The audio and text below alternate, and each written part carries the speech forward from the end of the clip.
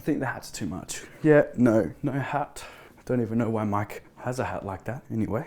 Hey there, welcome back to my immensely popular YouTube channel, Josiah's Top 10s. Today, our top 10 is Goodlife's best moments from the past 12 months. Pretty exciting. No mucking around today, straight into the honourable mentions. Now I got 3 for you.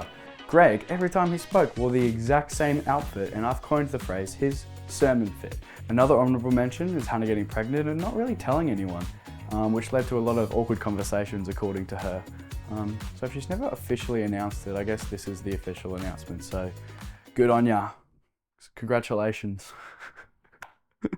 And the last honourable mention, of course, is the video notices. Man, whoever is doing those, that guy is talented.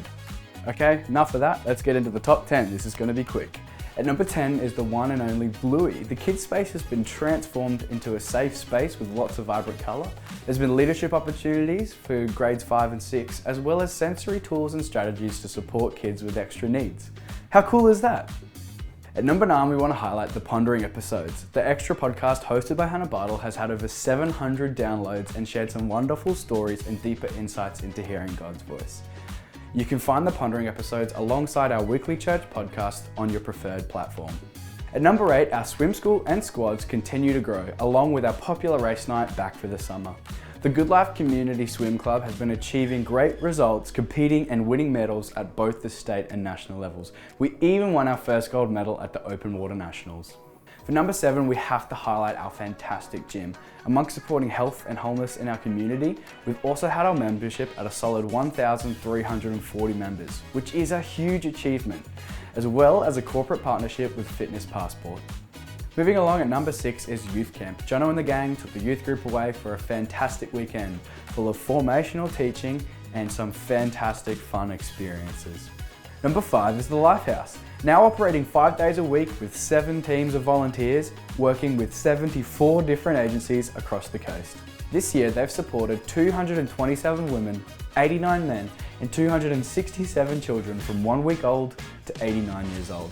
Absolutely outstanding work. And number 4 is our Women's Retreat, a new initiative we've run this year that has seen 3 weekend-long retreats and 3 one-day retreats for Women's Life Group. They've formed intergenerational friendships as well as deeper learning.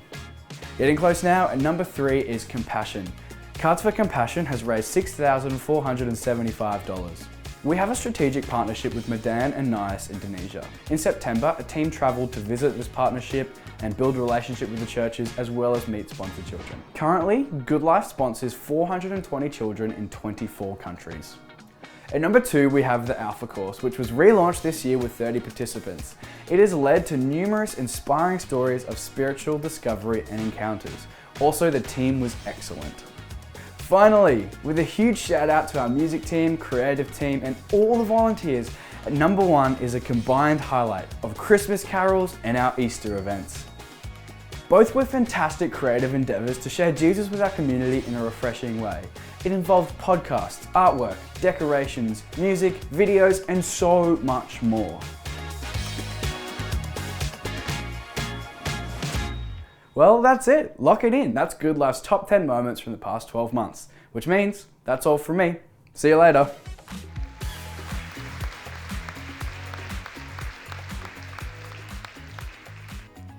There are probably way more than those 10 things we could have highlighted because there are so many activities that take place around about Goodlife. In a few minutes, I'm going to share with you a couple of changes and announcements that are pretty exciting. But before we do, I just want to begin by expressing a few things that I'm personally grateful for. In the role that I have as a pastor here at Goodlife, I get to see a lot of incredible things, and I get to work with a lot of amazing people. And I want to say straight up front that I'm first of all incredibly grateful for the executive oversight of Goodlife. This is the team that operate as our board overseeing our centre and our entire church community and all of our operations. And I'm going to mention every one of these, and would you give them a clap of honour and thanks for the many hours that they give serving in meetings, sometimes very, very long meetings, the prayer, the encouragement that they give, the work that they do that is often very unseen. And so I want to thank in particular our chair of the exec, which you can give a specific clap to, Stephen Jeffs, who's down here.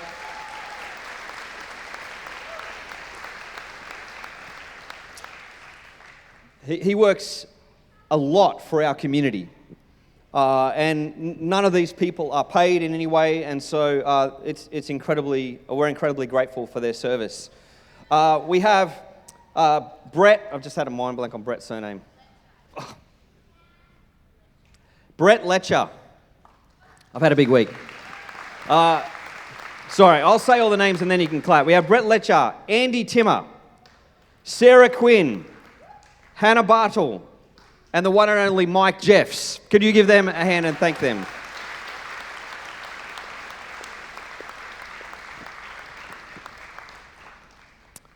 Some of them have served our community for many, many years, and as Scripture encourages us to do, to make sure we are a community that honour and give gratitude to those who serve faithfully and lead with the highest of integrity in our community. And for them, I'm incredibly grateful for their support and their encouragement in my role and with Teresa in her role. And I'm sure all of our staff team, our pastoral team, and all of our volunteers at our church are grateful for their oversight and wisdom that they bring to this community. I want to thank our pastoral team, and I'm going to be there's lots of overlaps in roles, and it's impossible for me to name them all, but I want to name a few in particular. Some of our pastoral team include Ruth Jeffs, Greg Forrest, Hannah Bartle, Teresa Hardy, Jono Stewart, and Emma Bell, I'm including in this. Emma plays a role as a lot of administration right across the centre and our church, but she is regularly found caring for and supporting people in our community in a way that I see her as a valuable part of our pastoral team. So would you thank every one of those people that serve?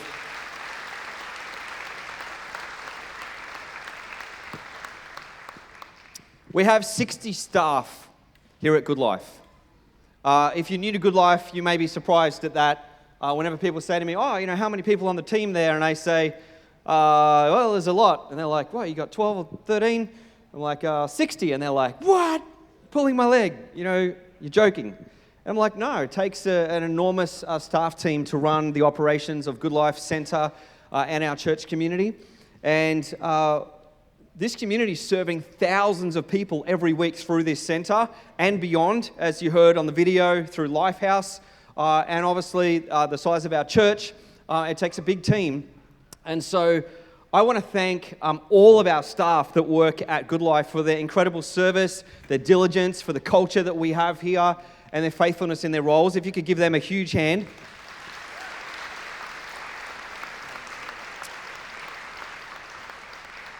I want to point out two staff in particular. And whenever you do this, like everyone always warns me and has warned me over the years, don't do this. It's going to go wrong. I can't help it. We'll risk going wrong to say something in particular. I want to thank in particular, and I'm actually going to ask them to stand so that you can all see them, and they're going to hate me for this, and I'll be in trouble for sure this week, probably tomorrow. But Kylie and Caleb Fennick, who are just down here, could you stand up for us for a moment?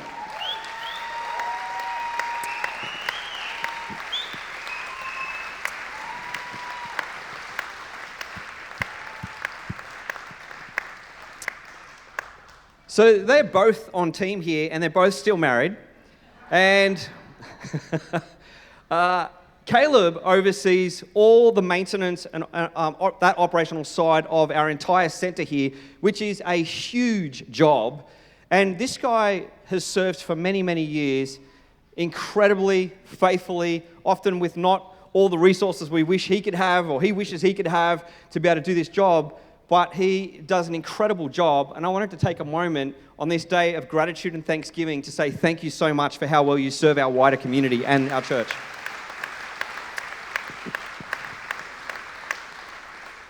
Kylie Fennick, many of you will know her as the warm, friendly face very often downstairs and on the front counter during the week if you come in here.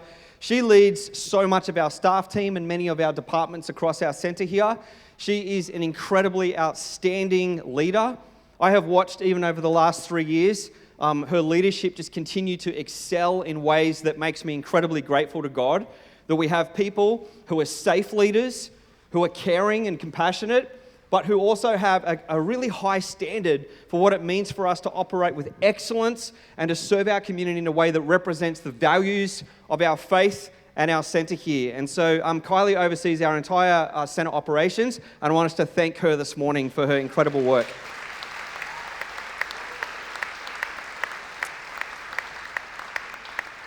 I get to work quite closely with these guys, and I can tell you, when you work in a workplace, if you get to work with high caliber, high quality, caring, compassionate, passionate people, it's an incredible honor. And so I'm incredibly honored to work with you guys. So thank you very much.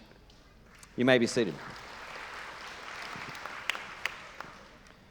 I want to thank the hundreds of volunteers, and there are literally hundreds of volunteers that serve across our center, that serve across our church community, that help make our children's ministry, our youth ministry, all of our services, all the different programs, all the life groups that we run, the hospitality teams, the welcome teams.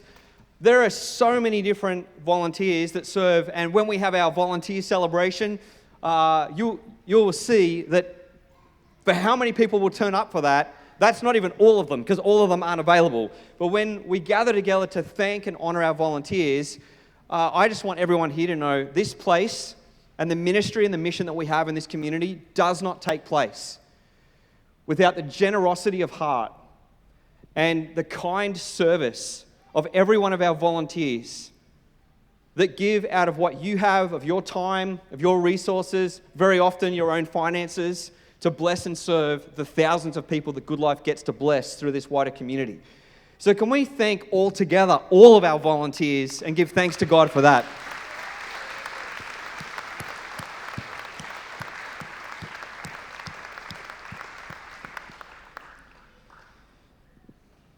One of the privileges of being a pastor is that you get to hear a lot of stories. I don't hear all of them, but I do get to hear a lot of stories of people's lives who are deeply impacted by our work and our mission here at Goodlife. Every year that I've been on team here, and we've been part of the church for 5 years now, I meet people through the centre who tell me that in their own words, and I'm paraphrasing different ways people have expressed it, but one particular lady used the phrase, "This place saved my life." And I hear those words and I hold them as precious. Because one of the greatest epidemics we have in our Western world at the moment is loneliness. And we are fulfilling the mission of Jesus, who represents a triune God, Father, Son, and Holy Spirit, a picture of perfect, beautiful community. And we're created in the image of God to reflect that oneness, that sense of community and love to everyone we meet. And the fact that because of the visionaries behind Goodlife and the faithful leaders and teams and volunteers, we've been able to create a hub in our community that literally saves people's lives. And that is something for us to hold precious and to give thanks to God for, and to say, we're fulfilling God's wonderful and great commission to go wherever and to bring hope and to bring life and to bring good news and to include people as Jesus modeled for us in community, whether they believe our doctrines or view of faith or not. This is the will of God, and everyone gets to be included and welcome. And I want to thank you all, and I want to thank God that we get to be part of creating that for so many people. In particular, one story of many this year is of someone who's become a friend of mine who came along to this centre, moved to the region, looked up local gyms and came along to the fitness centre. And when they came along here, they went home and thought, what is this place? There's something about it. And they worked out, it's a church behind this centre. That's really interesting.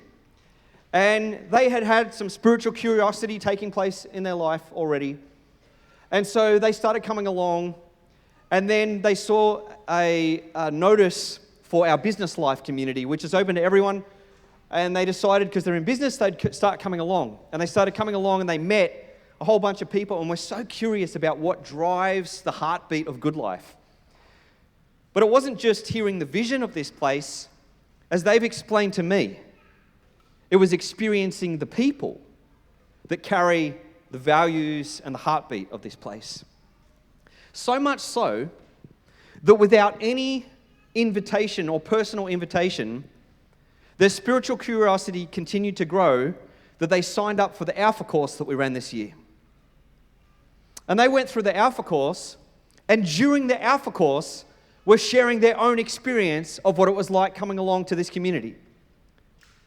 And now, I meet with them regularly where they talk to me about their journey and what they're learning and discovering, and how their life is actually changing in the way they're relating to their wider family and the way they're doing business. And I am so overwhelmed with joy. I mean, they're reading Nicky Gumbel's Bible in a year. And they're telling me how a passage they read has changed the way that they have operated in interpersonal relationships with others.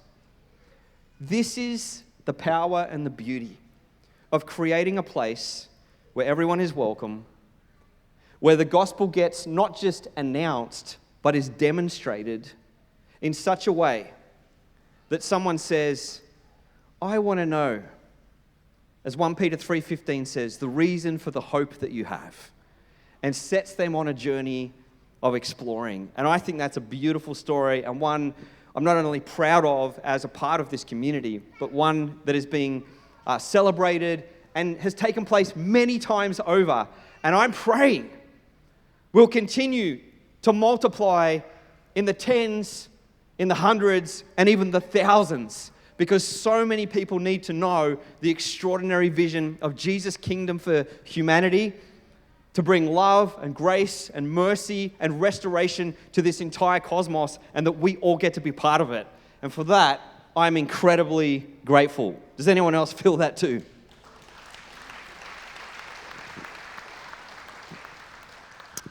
I want to read to you from Psalm 145. And I'm going to read from Eugene Peterson's Message translation, because just the way he's expressed this in language we can understand is just so beautiful and captures what I want to mention for a couple of moments. Psalm 145 verse 4 says, generation after generation stands in awe of your work, speaking of God's works. And each generation tells stories of your mighty acts to the next. I love this picture and I love this verse because it speaks to really what we're seeing take place in our own community. Generations who are passing on to the next generation the stories of God's goodness, of God's hope, of God's love, of the opportunity to join God in the renewal and restoration of all things. And that everyone is invited to be in that. Well, what I love about this passage is that the inference is that each generation that has experienced the goodness of God will pass on to the next generation those stories that will put hope and faith in their hearts for when they face the trials, the challenges, and the battles of life. When the next generation is leading here at Goodlife, and it looks different, and it looks louder or quieter, or more colorful or less colorful. Who knows how they'll shape what it looks like? But what we do know is this, because we've experienced it ourselves. There will be days for celebration, and there will be days for tears and for mourning and heartache. And on those days where they say, God, where are you? And God, how will you provide? And God, where will we get the resources?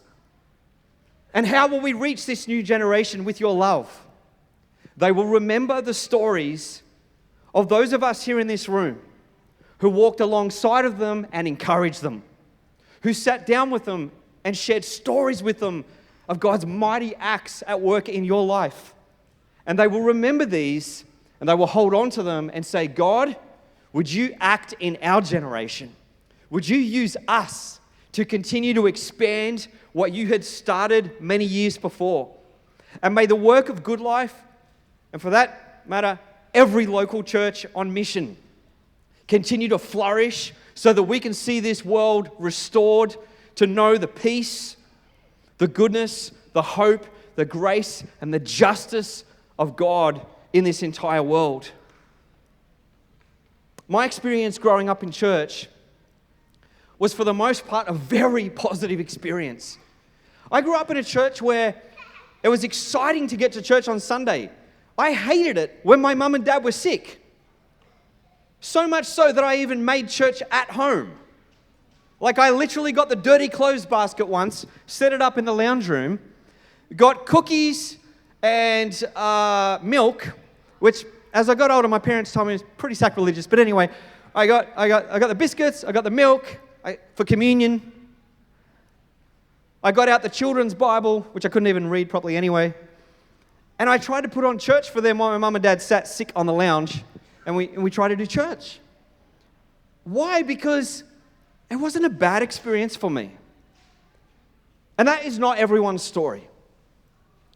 But I tell you that because we have an opportunity through everything we do to create environments where our children feel loved, they're safe, they get handed onto them a faith that will serve them all the days of their life through all their questions, doubts, wondering, trying to navigate the world around about them. But even more importantly, a community that will surround them so that when they wander and they feel like they're lost and alone in the world, they will realize one day, oh, in fact, I have never been. Yes, God is with me and has always been, but His people have continued to surround me. They didn't abandon me when I doubted. They didn't give up on me when I did wrong things. They didn't speak harshly to me when I stole the communion at the end of the church service. When I broke the window at the building, they were nothing but kind and generous. Wouldn't it be amazing if the experience could be like that for every one of our children? Safe, fun, dynamic, a faith given to them that will serve them for all of their days. Who thinks that would be a great thing? And you know what? We're already doing that. Teresa and that huge team of volunteers that serves our kids' ministries are doing that for our children. Jono Stewart and Ellie Smith and all of our youth leaders that have faithfully served Friday nights and Sunday mornings are doing that for our teenagers. And we want to continue to do this across every aspect of every level of every part, every generation in our church community. Seniors in the room, and apparently I'm counted as one now. I've been talking about it for 3 years here, but the day has come. I haven't received it yet, but Trish told me that I would receive my official invite. I hope you got it too, Stephen, last year, or whenever, yeah, to the over 50s events. So watch out, because I'm pretty good at putt-putt. But here's what I want to say. To every senior in this place, this is not the end of life winding down. This is the ramp up to where you pour out a lifetime of wisdom and faith and love and encouragement into the next generation. This is where we use the time and the resources that we have to get alongside a young couple or a young single person or a teenager or one of our children and encourage them. To speak words that when we speak them, we may look at their face and think, that's like water off a duck's back. They didn't receive that, they didn't hear that, they didn't even appreciate it, and they were nervous and awkward. But I can tell you that for all the times that was me when I was young, the seniors that invested in my life as a young man, their words today have impacted me, that's made me at this age now want to write letters and send messages to them to say, you need to know that when you said this, and when you came alongside of me, and when you wrote that handwritten letter that arrived in my letterbox, that had a profound impact on my life. And so the challenge for us is how are we going to continue to invest in the next generation, especially as they step up and take on the leadership, especially as they step up and try new things and do radical new things that we think, what? Why would you do that? In the same way that our parents and grandparents and the generations before us say, why would you do church the way you do church? Why would you do all these things? And we're going to get alongside of them, and in our heads we're going to say, I don't get it, but through our words we're going to say, I'm with you. I'm with you. We're cheering you on, and we're going to stand behind you, and we're going to pray for you, and we're going to support you as much as possible. Now, one of the things that I want to mention is that your job is not to fill someone else's cup. Your job is to empty your own cup. That's our mission, the older we get. My job is not to go and say, hey, how can I fill your cup up? I'll never fill one person's cup up. That's not my job. My job is to empty what is good that has been deposited in my life into somebody else. Wherever you see me follow Christ, follow that. And where you see me not follow Christ, don't follow that. But I want to pour into you what I have and hope that other people will pour into you and that your cup will be filled to overflowing because of the encouragement of a community. That is our mission and our job.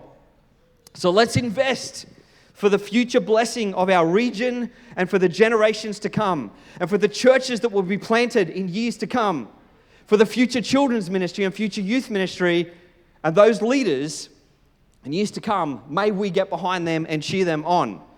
I don't normally say this, but can I hear a good amen? Amen.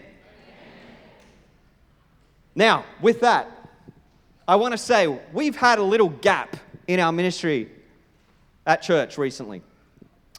Since COVID, it's been a challenging few years, and I can report, and we're going to share this at our AGM, that we've managed to, over in particular this last year, but turn finances around quite significantly thanks to the stewardship, guidance, and incredible support of our team that have worked hard, that have made cuts and just worked really hard to get us back into a positive financial position. In saying that, however, I will say we're back in the black, but that doesn't mean there's a whole lot left over for expanding. But before I mention any more about that, let me say this. We haven't had some of the resources that we would hope to have to be able to invest in some of the pastoral team and leadership that we have wanted. And in particular, we've had a gap in our young adults ministry at Goodlife, and it has been a challenge the last number of years, and we've had people in various roles stepping beyond their hired roles to try and fill in and serve and look after our young adults. But as a leadership team, we felt God prompting us to say, this is an area. We have an incredible children's ministry. We've got a great youth ministry. But we want to make sure we're investing in our kind of 18 to 30 age group in a significant way. And so by prayer and with faith, we started saying, God, would you show us who? How do we find the people to lead this? And by God's provision and grace, I'm excited to announce to you that we have a couple who I'm going to be announcing as our new young adults pastors here at Goodlife. And they are going to be starting in a month's time at the beginning of January. And their names are Joran and Laura Berry.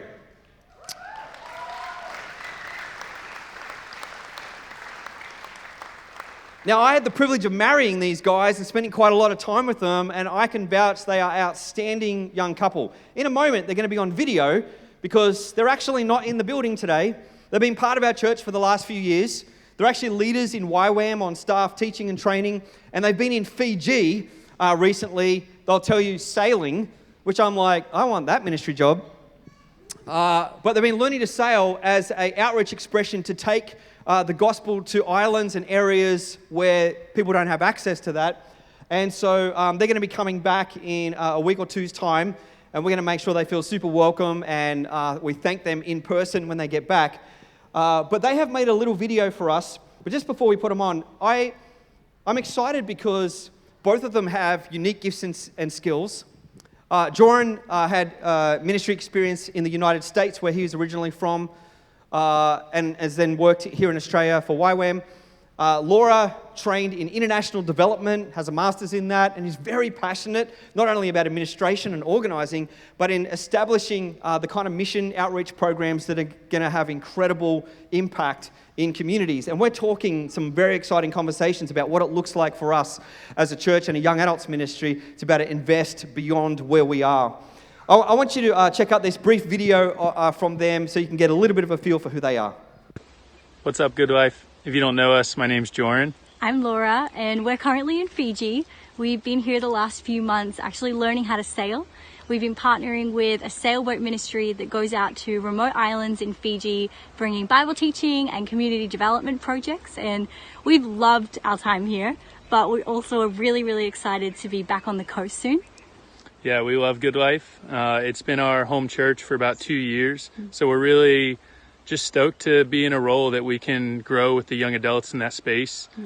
We know that your 20s, your kind of young adults time of life can be very confusing, and there's a lot of decisions to make, and especially with all that the world offers right now. And so, yeah, we're really excited to walk with people in that time and just grow with God together. Yeah, that's all from us for now, but we'll see you guys in the new year. Bye. See ya. I'm really excited, and some of the conversations we've been having about what we're looking to do is really exciting. I have a deep passion for young adults, for our youth, because it was such a profound experience in my own life. And so I'm believing that in the years to come, we're going to see hundreds and hundreds of young adults not only find a safe community, but they're going to experience good news, and that we're going to get behind them and invest in them, because one day they're going to lead this community. And I'm just really excited for what these guys are going to do in leading this area for us. So praise God for that. Now, the next piece of news, I always hate these ones. Greg, can you stand up for a moment? Greg Forrest, just come up here for a moment. This is not his farewell. I just want to be clear.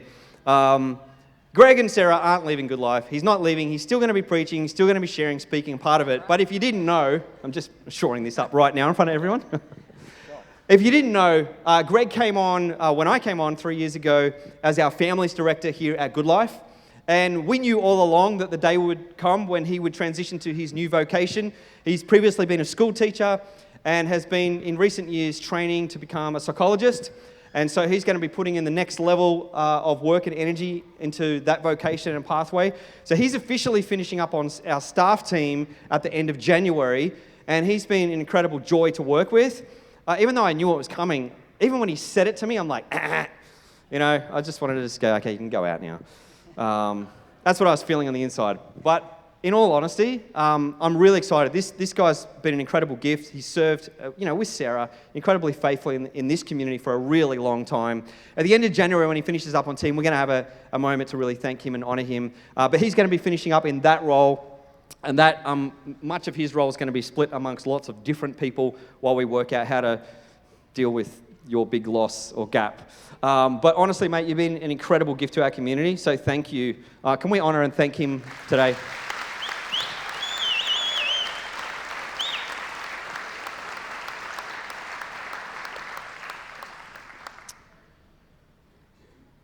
That's all I want to mention for now. There's so much I could keep saying. In a moment, we're going to take up, as is our tradition here, our Thanksgiving offering. And we're going to do it in the way that we often do at this time of year. It's different to our regular weekly time where we take up an offering or we talk about giving. I want to be crystal clear up front. If this is your first time or if someone invited you here today, what we're about to do, in no way you are obligated to be part of or feel any sense of pressure to contribute towards. It's incredibly important to us that people understand that pressuring people to give in any way is never, ever helpful. It's the opposite of the gospel and the love that Jesus invites us into. That being said, we are a community that only operates and can do what we do because of the generosity of our faithful giving community who say, we believe in the mission and the vision, we want to be part of it, we want to invest in it, and we want to see it well resourced.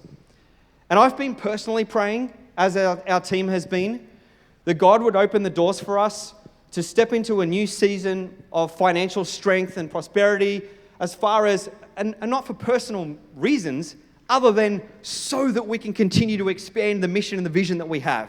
There's no other agenda or purpose in that.